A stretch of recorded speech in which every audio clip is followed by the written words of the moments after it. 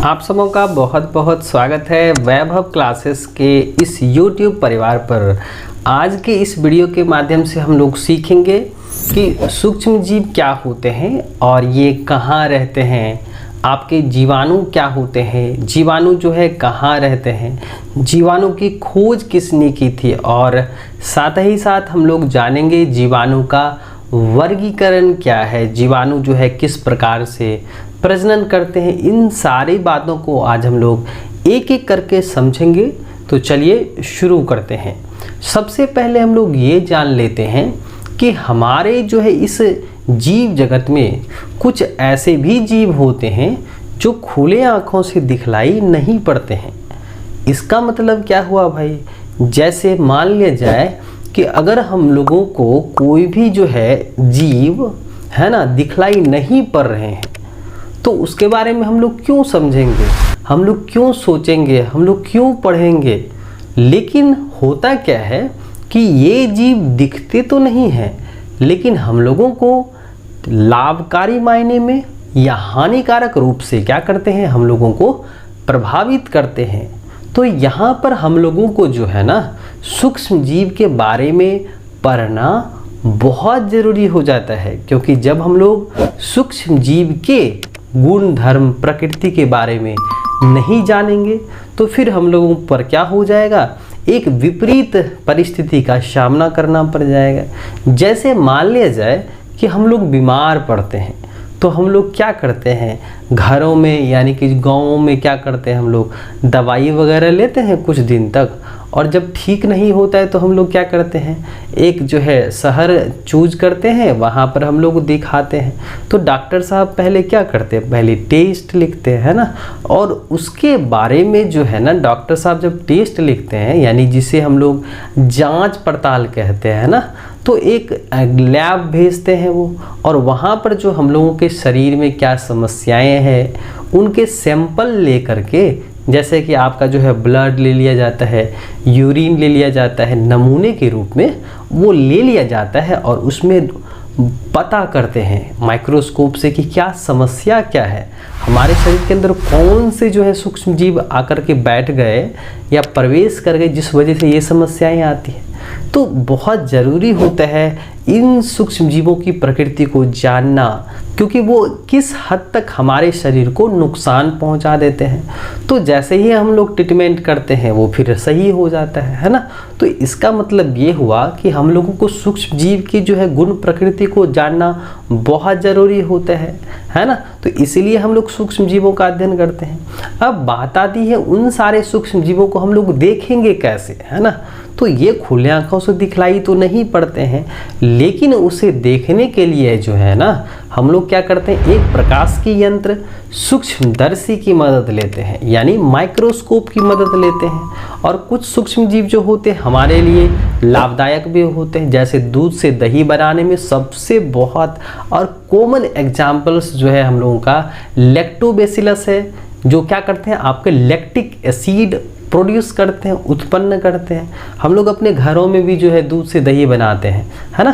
तो यहाँ पर जो है दही कैसा लगता है, खट्टा लगता है ना भाई। तो उसमें क्या रहता है, लैक्टिक अम्ल की जो मात्रा क्या हो जाती है, बढ़ जाती है। किसके कारण भाई?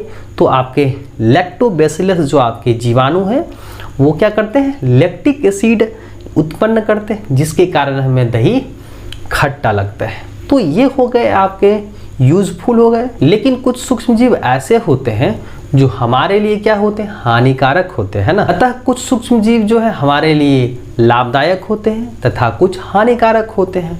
तो इसको हम लोग इस तरह से हम लोग समझ सकते हैं कि बहुत सारे ऐसे सूक्ष्म जीव ऐसे होते हैं जो हमारे लिए लाभदायक होते हैं तथा कुछ हानिकारक होते हैं।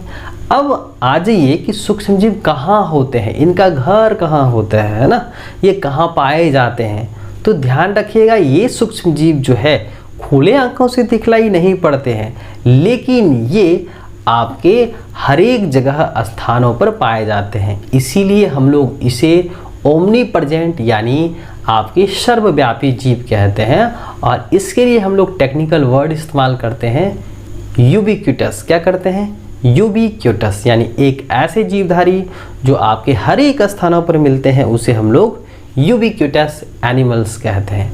तो ध्यान दीजिएगा कि जो जीवधारी आपके जल में, हवा में, मिट्टी में, जीव शरीर के अंदर, जीव शरीर के बाहर, यहाँ तक कि आपके गर्म जल के झरने में, ज्वालामुखी में, बर्फ पर इत्यादि पर भी पाए जाते हैं ये सूक्ष्म जीव, है ना। तो इसीलिए इसे हम लोग क्या कहते हैं, सर्वव्यापी जीव कहते हैं। क्या कहते हैं, सर्वव्यापी जीवधारी, जिसे हम लोग ओमनी प्रेजेंट कहते हैं। ठीक है, तो अब हम लोग देख लेते हैं कि पर्यावरण में इसका स्थान कहाँ है। ठीक है, कि पर्यावरण में हम लोग इसको कहाँ रखते हैं, किसको भाई, सूक्ष्म जीव को, है ना। तो सूक्ष्म जीव को हम लोग पर्यावरण में सजीव घटक के अंतर्गत यानी जैव अवयव के अंतर्गत रखते हैं, और ये आपके काम आने वाले जो होते हैं वो हैं आपके अपघटन कर्ता, यानी कि यह जटिल जीवों को सरल रूप में परिवर्तित कर देते हैं। तो यहाँ तक हम लोगों ने सीखा। तो चलिए हम लोग एक एक करके हम लोग देखते हैं। और एक बात याद रखिएगा कि जो एक सूक्ष्म विज्ञान है आपका, जो छोटे छोटे जीवों के बारे में हम लोग पढ़ते हैं, तो ये आपका जो है माइक्रोबायोलॉजी के अंतर्गत जो है ये सारी जानकारी हम लोग इकट्ठा करते हैं। तो चलिए अब हम लोग आ जाते हैं मेन टॉपिक पर कि जीवाणु क्या होते हैं, ये जो है कहाँ रहते हैं, इनकी खोज किसने की थी, और आपके जो है जीवाणुओं का वर्गीकरण हम लोग अलग अलग आधार पर करेंगे। हम लोगों ने पिछले वीडियो में देखा था कि जो जीवाणु का वर्गीकरण है उनका जो क्लासिफिकेशंस है, हम लोग बैक्टीरिया में पाए जाने वाले जो फ्लैजिला होते हैं ना, और फ्लैजिला जो होते हैं वह जीवाणु का क्या होते हैं, प्रचलन अंग होता है। क्या होता है, प्रचलन अंग होता है। तो उन्हीं के सजावट के आधार पर जो है ना अलग अलग प्रकार का जो है वर्गीकरण करा गया है जीवाणु का। तो आप प्लेलिस्ट में जा कर के देख सकते हैं, वहाँ पर भी जो है आपको classifications of bacteria on the basis of orientation of flagella, तो ये आप जाकर के कंप्लीट कर सकते हैं। फिलहाल आज के इस वीडियो में हम लोग बात करने वाले हैं जीवाणु के बारे में। तो चलिए शुरू करते हैं। ये आपका है बैक्टीरिया। ठीक है, बैक्टीरिया जो होते हैं वो आपके सूक्ष्म जीव के अंतर्गत रखे गए हैं। अब हम लोग आ जाते हैं मेन मुद्दा पर। तो ये है आपका बैक्टीरिया, जिसे हम लोग सिंगुलर में क्या कहते हैं, बैक्टीरियम कहते हैं। यानी कि बैक्टीरिया का एक वचन क्या होता है, बैक्टीरियम होता है, जो आपके एक ग्रीक वर्ड्स आपके बैक्टीरिया से आया है, जिसका मतलब होता है लिटिल रॉड यानी छोटा छर। अब आ जाते हैं ये कैसे हैं, सिंगल सेल ऑर्गेनिजम्स हैं। ये कैसे हैं, तो ये है आपके सिंगल सेल ऑर्गेनिज्म, यानी एक कोशिकीय जीव के अंतर्गत रखे गए हैं। There is the no nucleus, यानी इसमें जो है केंद्रक नहीं होते हैं, और न्यूक्लियर बॉन्डेड ऑर्गेनलेस नहीं होते हैं। कि जो कोशिकांग होते हैं उनके चारों तरफ जो आपका कोशिका भित्ति नहीं पाई जाती हैं, यानी कि there is the no nucleus and membranes bonded organelles, यानी कोशिकांग के जो है चारों तरफ आपको जो है सेल मेम्ब्रेन्स नहीं मिलने वाले हैं। प्रोकैरियोटिक कोशिकाएं हैं, यानी कि जो है आपके सिंपलेस्ट सेल्स होते हैं। अब आ जाते हैं हम लोग डिस्कवरी पर। इनकी खोज किसने की थी, वो आपके एंटोनी वॉन लीवेनहॉक के द्वारा की गई थी। और डेट याद रखिएगा, 1676 ईस्वी में जो है एंटोनी वॉन लीवेनहॉक ने बताया कि एक ऐसे जीव भी होते हैं जो खुले आँखों से दिखलाई नहीं देते हैं, जो हमारे जीवन को ना दिखते हुए भी वह हम लोगों को हानिकारक तथा लाभकारी मायने में प्रभावित करता है। तो डिस्कवरी में हम लोग क्या करेंगे, एंटोनी वॉन लीवेनहॉक का नाम याद रखना है, और 1676 ईस्वी में जो है इन्होंने इसकी डिस्कवरी गई थी। तो आपके बैक्टीरिया जो होते हैं वो ओमनी प्रेजेंट होते हैं, यानी एक ऐसे जीव जो हर एक स्थानों पर पाया जाता है, जिसे हम लोग यूबिक्विटस एनिमल्स भी कहते हैं। उसके बाद ये आपके जो है बायोटिक कंपोनेंट्स होते हैं, यानी पर्यावरण में ये जैव अवयव के अंतर्गत रखे गए हैं, जिसे हम लोग डीकम्पोजर्स भी कहते हैं। तो यहाँ पर जीवाणु के बारे में बताया जाता है कि आपके जो है जीवाणु ये क्या करते हैं, जो मृत जीव शरीर होते हैं उन्हें जो है जटिल से सरल रूप में बदलते हैं और उन्हें पुनः मिट्टी में मिला देते हैं। तो ये कहानी है आपके प्रकृति में जो पाए जाने वाले जो आपके मृत जीव शरीर हैं उनको मिट्टी में मिला देने का काम करता है। तो इसको हम लोगों ने क्या नाम दिया, अपघटन करता। क्या नाम दिया, अपघटन करता है, इसी को हम लोग अपघटक भी कहते हैं, है ना। उसके बाद है माइक्रो ऑर्गेनिजम्स, यानी एक ऐसे जीव जो खुले आंखों से दिखलाई नहीं पड़ते हैं, जैसे आपके हो गए बैक्टीरियाज हो गए, वायरस हो गए, प्रोटोजोआ हो गए, प्रायोन्स हो गया, वायरोइड्स हो गया और बैक्टीरियोफेज हो गया। तो ध्यान में रखिएगा, बैक्टीरियोफेज यानी एक ऐसा वायरस जो क्या करता है, बैक्टीरिया को किल करता है, मारता है। तो यहाँ पर देख लीजिए बैक्टीरिया और फेज यानी कि एक ऐसा वायरस जो बैक्टीरिया को क्या करता है, फेगस यानी कि उसको किल करता है। तो इस कंडीशंस में उसे हम लोग क्या कहते हैं, बैक्टीरियोफेज कहते हैं। और यह मुख्य रूप से हम लोगों के गंगा जल में पाया जाता है। जो आपके गंगा जल के पानी होते हैं, जल होते हैं ना, वो लंबे समय तक चल सकते हैं, यानी उपयोग करते, सीधा बोलिए ये खराब नहीं होता है ना, इस तरह से। उसके बाद है कि कुछ जीवाणु जो है हमारे लिए यूजफुल होते हैं, लाभदायक होते हैं, तथा कुछ हानिकारक होते हैं। आगे आ जाइए, बैक्टीरिया में जो है एक्स्ट्रा क्रोमोसोमल जेनेटिक मटेरियल्स होते हैं जो सर्कुलर होते हैं, रिप्लिकेट बना सकते हैं, उसे हम लोग प्लाज्मिड कहते हैं। तो ये ध्यान देने वाली बात है, आपके ऑब्जेक्टिव्स में भी ये पूछे जा सकते हैं कि बैक्टीरिया में एक्स्ट्रा क्रोमोसोमल मटेरियल्स क्या होते हैं।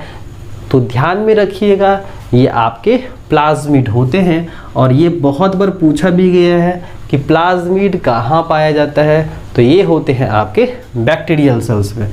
आगे देखिए, बैक्टीरिया की कोशिका भित्ति जो होती हैं वो आपके पेप्टाइडोग्लाइकेन्स की बनी होती हैं। तो ध्यान में रखिएगा, बैक्टीरिया का जो सेल वॉल होते हैं वो पेप्टाइडोग्लाइकेन्स का बना होता है। तो यहाँ पर जो वर्गीकरण भी है, जो हम लोग आगे देखेंगे कि बैक्टीरिया का जो वर्गीकरण करा गया है उनमें पाए जाने वाले कोशिका भित्ति के आधार पर, कि जीवाणु में कोशिका भित्ति प्रेजेंट है कि भाई एब्सेंट है, इसके आधार पर जो है क्रिश्चियन ग्राम नाम के वैज्ञानिक ने एक प्रयोग किया और उन्होंने बताया कि दो प्रकार के आपके जो हैं बैक्टीरियाज होते हैं, एक होते हैं ग्राम पॉजिटिव वाले और एक होते हैं ग्राम निगेटिव वाले, जो हम लोग आगे देखेंगे, ठीक है। उसके बाद है कि इसमें क्या होता है, 70 प्रकार का राइबोसोम्स उपस्थित होते हैं और ये द्विविभाजन की प्रक्रिया द्वारा अलैंगिक प्रजनन करते हैं। तो ये क्या करते हैं, आपके द्विविभाजन की प्रक्रिया द्वारा जो है अलैंगिक प्रजनन करते हैं। अब आगे आ जाइए कि इसमें क्या होता है, हॉरिजॉन्टल जीन ट्रांसफर होता है, क्योंकि यहाँ पर जो है एक जो है आपके जीवाणु वह बाइनरी फिजन्स करते हैं और ये एक जीवाणु दो हिस्सों में बदल जाते हैं। तो इस तरह से यानी हॉरिजॉन्टल जीन ट्रांसफर्स होते हैं। लेकिन आपके यूकैरियोटिक्स ऑर्गेनिजम्स होते हैं, यानी कि एक पेरेंट से ऑफस्प्रिंग्स बनते हैं, तो ये होता है वर्टिकल जीन ट्रांसफर्स होते हैं। तो ध्यान में रखिएगा, बैक्टीरिया में जो है क्या होता है, हॉरिजॉन्टल जीन ट्रांसफर्स होते हैं। अब आ जाइए जीवाणु का वर्गीकरण। हम लोगों ने जीवाणु को अलग अलग आधार पर वर्गीकृत किया है। जैसे पहला आपका है आकृति के आधार पर, ठीक है, शेप एंड साइज के आधार पर। तो ध्यान में रखिएगा, पहला होता है कोकस। पहला हम लोगों का जीवाणु है कोकस टाइप, है ना। तो ऐसा जीवाणु जो दिखने में कैसा है, गोलाकार है, स्फेरिकल और ओवल शेप वाले हैं। तो इसको हम लोग इस प्रकार से भी कह सकते हैं, है ना। गोलाकार आकृति वाले जीवाणु को हम लोग क्या कहते हैं, कोकस कहते हैं। क्या कहते हैं भाई, कोकस। तो आप नोट्स भी कर सकते हैं, गोलाकार आकृति वाले जीवाणु को हम लोग कोकस टाइप ऑफ बैक्टीरिया कहते हैं। इसके एग्जाम्पल्स में हम लोग लिखेंगे स्ट्रेप्टोकोकस निमोनिया, यानी जो निमोनिया बीमारी उत्पन्न करने वाले जो रोगजनक होते हैं ना, वो आपके गोलाकार होते हैं। इसीलिए यहाँ पर हम लोग एग्जाम्पल्स में रखेंगे स्ट्रेप्टोकोकस निमोनिया, ठीक है, जो कैसे हैं, इस तरह के गोलाकार वाले हैं, आकृति वाले। आगे बढ़ते हैं, बैसिलस है। क्या है, बैसिलस, यानी एक ऐसा जीवाणु जो दिखने में कैसा होता है, बेलनाकार होता है। तो उसे क्या कहते हैं, बैसिलस टाइप ऑफ बैक्टीरिया कहते हैं। इसको हम लोग लैंग्वेज में कैसे लिखेंगे या बोलेंगे कि एक ऐसे जीवाणु जो दिखलाई पड़ते हैं कैसे, बेलनाकार आकृति वाले। तो इसको हम लोग इस प्रकार से भी लिख सकते हैं कि बेलनाकार आकृति वाले जीवाणु को हम लोग क्या कहते हैं, बैसिलस टाइप ऑफ बैक्टीरिया कहते हैं। जैसे आपके हैं लैक्टोबैसिलस हैं, बैसिलस थ्योरिनजेंसिस है। तो ये आपके क्या हो गए, बैसिलस टाइप ऑफ बैक्टीरिया, जिसमें हम लोगों को याद रखने हैं लैक्टोबैसिलस जो होते हैं आपके बैसिलस टाइप ऑफ बैक्टीरिया होते हैं, और बैसिलस थ्यूरिनजेंसिस जो आपका क्या होते हैं, आपके बैक्टीरियाज होते हैं, वो आपके बैसिलस टाइप के होते हैं। अब आगे आ जाइए, वाइब्रो है ना, तो वाइब्रो जो होता है वह कोमा शेप्ड होता है, यानी कि कोमा आकृति वाले जीवाणु को वाइब्रो टाइप ऑफ बैक्टीरिया कहते हैं। उसमें आपके वाइब्रो कॉलरा है, जिससे कॉलरा बीमारी उत्पन्न होती हैं, वो आपको कुछ इस तरह के जो है कोमा संरचना वाले दिखलाई पड़ते हैं। अब आ जाइए स्पाइरलियम पर, यानी स्पाइरला, जिसको हम लोग क्वाइल्ड शेप्ड भी कहते हैं, यानी एक ऐसा जीवाणु जो दिखलाई कैसा पड़ता है, स्प्रिंग जैसा दिखलाई पड़ता है, तो उससे हम लोग क्या कहते हैं, क्वाइल्ड कहते हैं, यानी कि स्पाइरलियम टाइप ऑफ बैक्टीरिया कहेंगे। तो जैसे आपके हेलिकोबैक्टर हो गए, कैम्पाइलोबैक्टर हो गए, ये सारे के सारे क्या हैं, स्पाइरलियम टाइप ऑफ बैक्टीरियाज हैं। तो हम लोगों ने क्या देखा, आकृति के आधार पर यानी शेप साइज के आधार पर जो है हम लोगों ने जीवाणु को वर्गीकृत करा।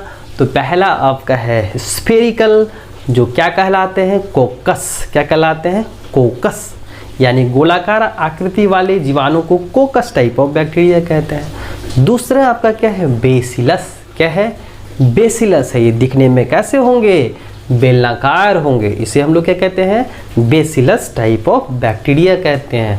फिर आगे आ जाइए, वाइब्रो, क्या है, वाइब्रो, यानी कि आपका कोमा शेप्ड बैक्टीरिया जो है वाइब्रो कहलाता है, ठीक है। और स्पाइरलियम कौन कहलाता है भाई, तो ये कहलाते हैं आपके स्प्रिंग और क्वाइल्ड संरचना वाले। तो अब हम लोग आ जाते हैं दूसरे बेसिस पर, यानी कि हम लोग समूह ले लेंगे या ग्रुपिंग ले लेंगे। तो इसमें जो है हम लोगों ने देखा था कि शेप साइज के आधार पर जो है यहाँ पर जो है पहला जो जीवाणु का वर्गीकरण था शेप पर था, है ना, आकार आकृति पर था। तो उसमें जो हम लोगों का पहला है वो है आपका कोकस टाइप ऑफ बैक्टीरिया, है ना। तो उसमें आपका जो है दिखने वाला कैसा होता है, यानी कि जो है आपका ओवल और स्फेरिकल होता है, गोलाकार न होता है। तो उनका जो समूह होगा तो क्या होगा, तो देखिए यहाँ पर हम लोग जो पहला समूह करते हैं वो है आपका मोनोकोकस, क्या है, मोनोकोकस, यानी कि जब गोलाकार आकृति वाले जीवाणु जो है ना अकेले होंगे, सिंगल ग्रुप में होंगे, यानी कि अकेला होगा, तो इस कंडीशन में उसे हम लोग क्या कहते हैं, मोनोकोकस। क्या बोलते हैं, मोनो, मोनो माना तो सिंगल, जब अकेला होगा तो क्या बोलेंगे, मोनोकोकस। जैसे कि यहाँ पर आप डायग्राम्स में देख सकते हैं, अगर अकेला होगा तो बोलेंगे मोनोकोकस। तो मोनो माना सिंगल और कोकस माना क्या होता है, गोलाकार आकृति वाले जीवाणु। तो जब इसकी ग्रुपिंग होगी तो पहला जो है आपका मोनोकोकस, जैसे आपके जो है एग्जाम्पल में माइक्रोकोकस फ्लेवर्स जो होता है ना वह कैसा होता है, मोनोकोकस होते हैं। दूसरा है आपका डिप्लोकोकस, यानी कि डिप्लोकोकस, यानी कि 2 इन ग्रुप्स में होगा, यानी कि डिप्लोकोकस जो है आपके निमोनिया, ये जो होते हैं ना आपके 2-2 समूह में रहते हैं। जैसे कि आप यहाँ पर डायग्राम्स देख सकते हैं, ये आपके क्या है 2 इन ग्रुप्स में रहेंगे, तो इसे क्या कहेंगे हम लोग, डिप्लोकोकस कहेंगे। फिर हम लोग आगे आ जाते हैं, यहाँ पर जो है स्ट्रिप्टोकोकस है। स्ट्रिप्टो का मतलब होता है attach together forming a chain, यानी कि जब गोलाकार आकृति वाले जीवाणु है ना आपस में जुड़ करके एक श्रृंखला बनाते हैं, यानी कि चेन बनाते हैं, तो इसे हम लोग क्या कहते हैं, streptococcus, attach together forms a chain. तो इस कंडीशन में उसे हम लोग क्या कहते हैं, स्ट्रिप्टोकोकस कहते हैं। और इसका जो एग्जाम्पल है स्ट्रिप्टोकोकस निमोनिया, यानी जिससे क्या होता है, निमोनिया बीमारी उत्पन्न होती है। उसके बाद है स्टेफाइलो, क्या है, स्टेफाइलोकोकस। यहाँ पर जो है जब गोलाकार आकृति वाले जीवाणु आपस में मिलजुल करके क्या कराते हैं, ब्रांच बनाते हैं, यानी शाखाएं बनाएंगी, तो उसको हम लोग क्या कहते हैं, स्टेफाइलोकोकस कहते हैं, जिसके एग्जाम्पल में स्टेफाइलोकोकस ऑरियस है। तो ध्यान में रखिएगा, जब सिंगल ग्रुप में रहेगा गोलाकार आकृति वाले जीवाणु तो बोलेंगे मोनोकोकस, जब अगर 2 इन ग्रुप में रहेगा तो बोलेंगे डिप्लोकोकस, और अगर जुड़ करके बनाएगा श्रृंखला तो उसे हम लोग बोलेंगे स्ट्रिप्टोकोकस। और जब ये सब आपस में उलझ करके शाखाएं बनाएंगी तो उसे हम लोग क्या कहेंगे, स्टेफाइलोकोकस कॉकस कहेंगे। अब हम लोग आ जाते हैं दूसरे मुद्दे पर, यानी कि जो हम लोग का दूसरा टाइप था बेसिलस टाइप ऑफ बैक्टीरिया, यही था ना जो कैसा था, बेलनाकार आकृति वाला इस तरह का था। तो अब आ जाते हैं इनके ग्रुपिंग में कि जब यह सिंगल में रहेगा ना, अकेला रहेगा, तो उसको क्या बोलेंगे हम लोग, मोनोबैसिलस। क्या बोलेंगे, मोनोबैसिलस। देखिए हम लोगों ने यहाँ पर सिर्फ और सिर्फ इस टर्म को बदला है। जब गोलाकार वाला था अकेला तो बोल दिए मोनो, है ना, दो में था तो बोल दिए डिप्लोकोकस। उसी तरह से यहाँ पर अगर सिंगल रहेगा तो बोलेंगे मोनोबैसिलस, और अगर दो रहेगा तो क्या बोलेंगे, डिप्लोबैसिलस, है ना। बड़ी आसान है ये। उसका 2 इन ग्रुप्स, जिसमें आपका जो है एग्जाम्पल में मोरेक्सेला बोविस है, ठीक है, याद रखिएगा। उसके बाद है आपका स्ट्रिप्टोबैसिलस अटैच टुगेदर फॉर्मिंग चैन, यानी कि जब बेलनाकार आकृति वाले जीवाणु जो है वो आपस में जुड़ कर क्या बनाएंगे, श्रृंखला बनाएंगे, तो उसे हम लोग क्या कहते हैं, स्ट्रिप्टोबैसिलस कहते हैं। जैसे आपका स्ट्रिप्टोबैसिलस जो है आपका मोनोलिफॉर्मिस, जिसे हम लोग रेड बाइट फीवर कहते हैं। आगे आ जाइए आपका स्टेफाइलोबैसिलस। तो यहाँ पर जो है आपके बैसिलस टाइप ऑफ बैक्टीरिया जो होते हैं वो आपके आपस में जुड़ करके जो है क्या बनाते हैं, शाखाएं बनाती हैं, यानी ब्रांच बनाती हैं। तो इस कंडीशन से उसे हम लोग क्या कहते हैं, स्टेफाइलोबैसिलस कहते हैं। तो हम लोगों ने सीखा जब ये आपके गोलाकार और बेलनाकार आकृति वाले जब क्या होंगे, सिंगल में रहेंगे, अकेले होंगे, तो जब गोलाकार रहेगा तो बोलेंगे मोनोकोकस, और जब बेलनाकार रहेगा तो क्या बोलेंगे, मोनोबैसिलस, है ना। जब 2 इन ग्रुप में रहेगा, अगर गोलाकार रहेगा तो क्या बोलेंगे, डिप्लोकोकस, और जब बेलनाकार की बात आएगी तो बोलेंगे डिप्लोबैसिलस, इसी तरह से, ठीक है। तो अब हम लोग बढ़ जाते हैं आगे कि जो है हम लोगों का जो है कोशिका भित्ति के आधार पर जो है ना, यहाँ पर जो सेल वॉल जो है होता है, चाहे वो प्रेजेंट रहता है या अब्सेंट रहता है। तो किस जीवाणुओं में जो है प्रेजेंट रहता है, किस में अब्सेंट होता है। हम लोगों ने जो है देखा कि जो बैक्टीरियाज के सेल वॉल होते हैं वो आपके पेप्टाइडोग्लाइकेंस के बने होते हैं, है ना, और जिसमें क्या होगा आपका प्रेजेंट होगा वह ठीक होगा, मोटा होगा, और जिसमें एब्सेंट होगा वह थीन होगा। तो इस एक्सपेरिमेंट को करने वाले जो एक वैज्ञानिक थे, जिन्होंने अपने प्रयोग के पश्चात उन्होंने बताया कि किस प्रकार से हम लोग किसी भी जीवाणुओं को पहचान सकते हैं, आइडेंटिफाई कर सकते हैं कि किस प्रकार के बैक्टीरिया में जो है सेल वॉल पाया जाता है और किस में नहीं पाया जाता। तो इसके लिए उन्होंने एक प्रयोग किया जिसे हम लोग आज स्टेनिंग टेक्निक कहते हैं, रंगने वाला मेथड्स कहते हैं। और इस प्रयोग को करने वाले थे आपके हैंस क्रिश्चियन ग्राम। ये पूरी प्रक्रिया और संपूर्ण कहानी जो है 1884 ईस्वी की है, यानी कि 1884 ईस्वी में जो है आपके हैंस क्रिश्चियन ग्राम नाम के वैज्ञानिक ने ये प्रयोग किया और इस पूरे दुनिया को बताया कि किस प्रकार से आप किसी भी जीवाणुओं का वर्गीकरण कर सकते हैं आप अपने माइक्रोस्कोप में देख करके। तो उन्होंने जो है इस प्रयोग के लिए उन्होंने 2 मेथड्स अपनाए। उन्होंने क्या किया, सबसे पहले स्मेयर विधि अपनाया, उसके बाद स्टेनिंग करी। सबसे पहली बात कि स्मेयर क्या होता है ना, स्मेयर क्या होता है, तो उन्होंने क्या किया, आपके बैक्टीरियल जो नमूने होते हैं ना, बैक्टीरियल सैंपल होते हैं, उसको उन्होंने क्या किया, पहले कलेक्ट किया, फिर उन्होंने स्लाइड पर रखा, फिर उन्होंने क्या अच्छे से उसको स्प्रेड करा, और उसके बाद स्प्रिंट लैंप पर जो है ना उसको जो है अच्छे से क्या कर दिया, फिक्स कर दिया। तो ये पूरी जो प्रक्रिया है ना, इसको हम लोग क्या कहते हैं, स्मेयर बनाना। क्या बोलते हैं, स्मेयर कहते हैं। तो इसको करने के बाद उन्होंने स्टेनिंग करा, जिसे हम लोग रंगना विधि भी कहते हैं। तो स्टेनिंग विधि में क्या करते हैं, उन्होंने कुछ रिएजेंट्स लिए, जैसे यहाँ पर आप देख सकते हैं क्रिस्टल वायलेट आयोडीन है ना, क्रिस्टल वायलेट आयोडीन है, अल्कोहल है और सेफरेनिन है। तो इन्होंने विभिन्न रिएजेंट्स को लिया। तो यहाँ पर जैसा आप देख सकते हैं क्रिस्टल वायलेट लिया, आयोडीन लिया, अल्कोहल लिया। अल्कोहल में उन्होंने एसीटोन का इस्तेमाल किया, जो क्या होता है, डी कलराइजर्स होते हैं, और आपके सेफरेनिन जिसे हम लोग काउंटर स्टेन्स कहते हैं। यानी कि इससे ट्रीटमेंट्स के बाद जो है उन्होंने ये बताया कि किस प्रकार से हम लोग माइक्रोस्कोप में कलरेशन देख करके ये पता कर पाएंगे कि कौन सा जीवाणु जो होता है वह सेल वॉल रखता है, यानी जिसे हम लोग क्या कहते हैं, ग्राम पॉजिटिव बैक्टीरिया कहते हैं। यानी कि उन्होंने बताया कि अगर माइक्रोस्कोप में देखने के बाद अगर क्या आता है, कलर जो है वायलेट आता है, तो उसे हम लोग नाम देंगे ग्राम पॉजिटिव। और ध्यान में रखिएगा ये जो आपके ग्राम है ना, तो हैंस क्रिश्चियन ग्राम का ही जो है नाम जो है चुराया गया है। यानी कि उस वैज्ञानिकों ने ये प्रयोग करे और दुनिया को बताया, तो उन्हीं के सम्मान में हम लोग क्या करते हैं, ग्राम रखते हैं, यानी कि ग्राम पॉजिटिव। और जब पिंक कलरेशन आता है तो बोलते हैं ग्राम निगेटिव। तो हम लोगों ने ये सीखा कि किस प्रकार से जो है जीवाणुओं का वर्गीकरण करा जाता है, यानी आकार आकृति के आधार पर, आपके जो है समूह के आधार पर, कोशिका भित्ति के आधार पर, यानी कि जीवाणुओं का वर्गीकरण अलग अलग आधार पर हम लोगों ने किया। पहला आकार आकृति के आधार पर, समूहों के आधार पर, और जो है हम लोग का कोशिका भित्ति के पाए जाने के आधार पर, यानी उपस्थिति के आधार पर और अनुपस्थिति के आधार पर। और हम लोगों ने जो है पिछले वीडियो में देखा था कि जीवाणु का वर्गीकरण जो होता है उसमें पाए जाने वाले फ्लैजिला के आधार पर। तो यहाँ पर हम लोग थोड़ा सा देख लेते हैं। तो वहाँ पर हम लोगों ने देखा था, अगर आप नहीं देखे हैं तो प्लेलिस्ट में जाइए, आप जो है ऑनर्स वाले में चले जाइएगा, है ना, प्रतिष्ठा वाले में प्लेलिस्ट में चले जाइएगा।